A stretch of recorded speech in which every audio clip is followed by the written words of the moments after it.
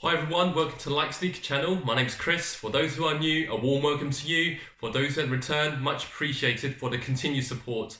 In this video, I will be reviewing one of the most ridiculed silhouette that is constantly debated in the sneaker world.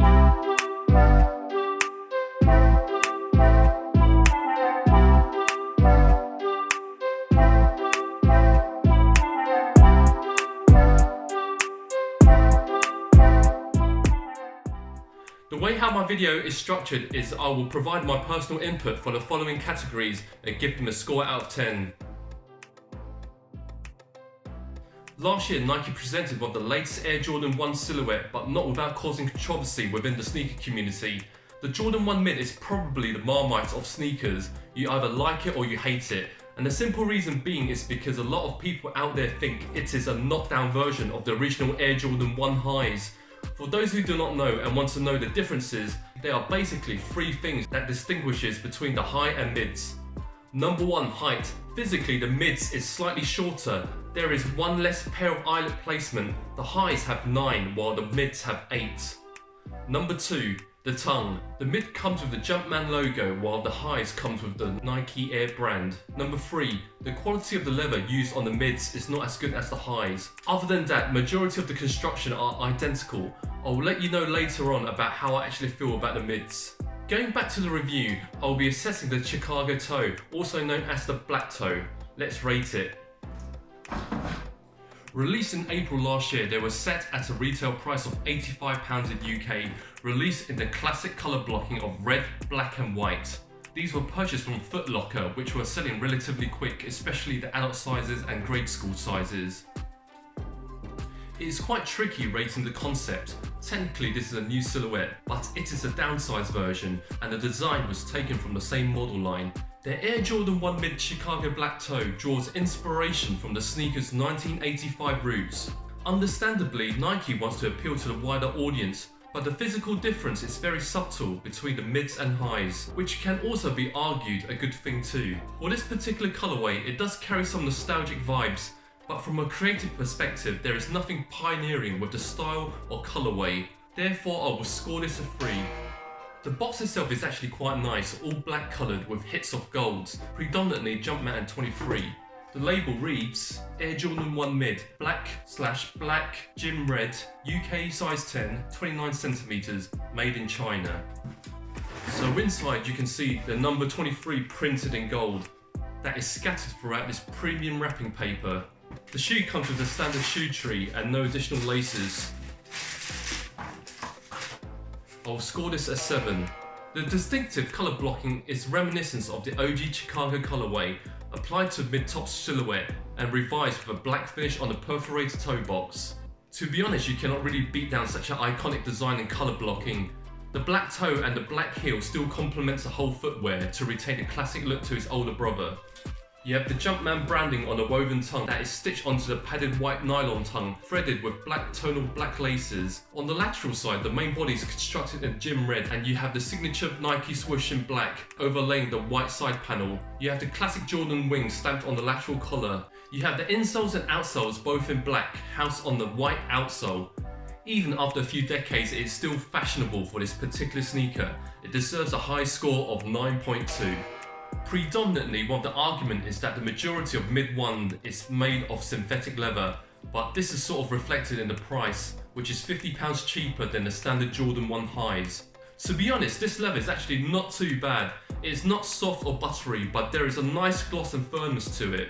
The tongue itself is quite thin. I would have preferred it slightly more padded. The cushioning in the sock liner is not too bad. It comes with the standard Nike Air Traction outsole. I will give this a score of 6. With all the recent horror stories coming out from Nike, I have to say the craftsmanship of my pair is pretty good. No glue stains or bleeding at all. Just a minor loose threading from the ankle strapping which is not flush.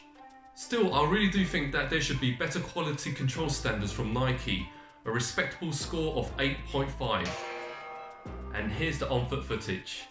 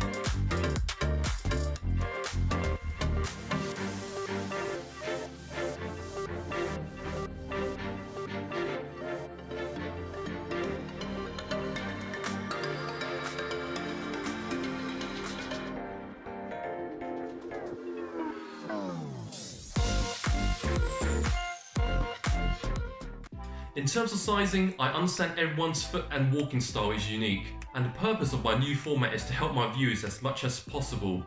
What I have done is I've measured my foot physically, and you can pause and view this guide in your own time. I've provided you a simple guide on how I've measured my foot as well as my physical measurements. Hopefully this will provide you a better indication for my viewers who are typically UK size 10 or US 11 or EU 45 towards the fitting of the sneaker. So my foot physically measures 28.1 centimeter lengthwise with a low arch. Normally with Nike Air Max 90 or Nike Dunk, UK size 10 fits me well. These are a UK size 10 and they fitted pretty good and left me enough space in the toe cap. If you have slightly wide feet like me, you should be okay with true to size. I like the cushioning of the ankle collar, and I believe this mid is fitted with the signature Air Unit midsole. Walking wise, these are averagely comfortable, and for people who have low foot arches or flat footed feet like me, I wouldn't really wear them for long duration. However, they do feel slightly more comfortable than the Jordan 1 highs, as I don't feel my ankle is as restrictive. I will score this at 6.5. It is all about the classic design. You wear these because it looks like the highs. Practically, you can play ball and walk around places. I've worn these a few times walking around town. My initial objective was to prevent these pairs from creasing. However, after trying out with these crease protectors a few times, I find it very uncomfortable.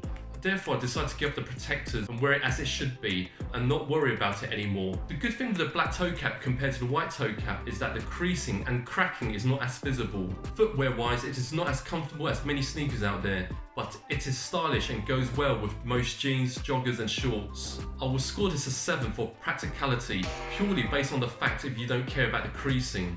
Whether people out there hate mids or not, the resale for the black toe proves otherwise. Since its release, the value did increase from £85 to £130 for the first 2 months and then dropped back down to £90. However, it is rising steadily again and currently selling between £170 to £200, which is not a bad return at all. For some strange reasons, they're doing slightly better than the white heel, which I think resembles closer to the OG 85 Chicago version. And if you know how to apply red paint on the heel, it is almost identical. I think in the long term, the black toe will reach its peak around £220.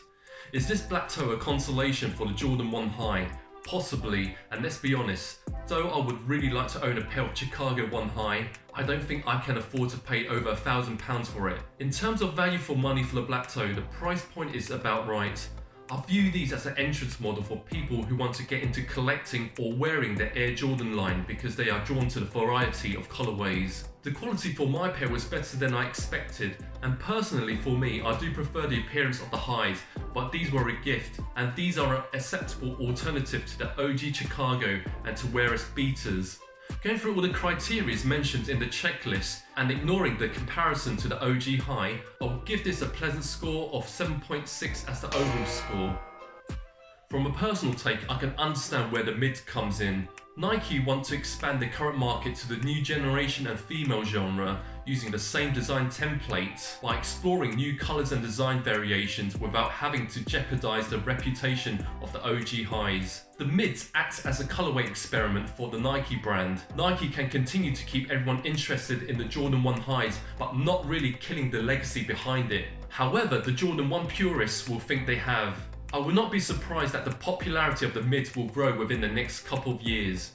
So I would like to know what your opinions on these black toe and mids in general, whether you agree with my scoring and theory. Many thanks for watching this video. Appreciate if you can leave me a quick like and subscribe as it will encourage to grow this channel, and I will bring you more sneakers for reviewing. Like Sneaker signing out.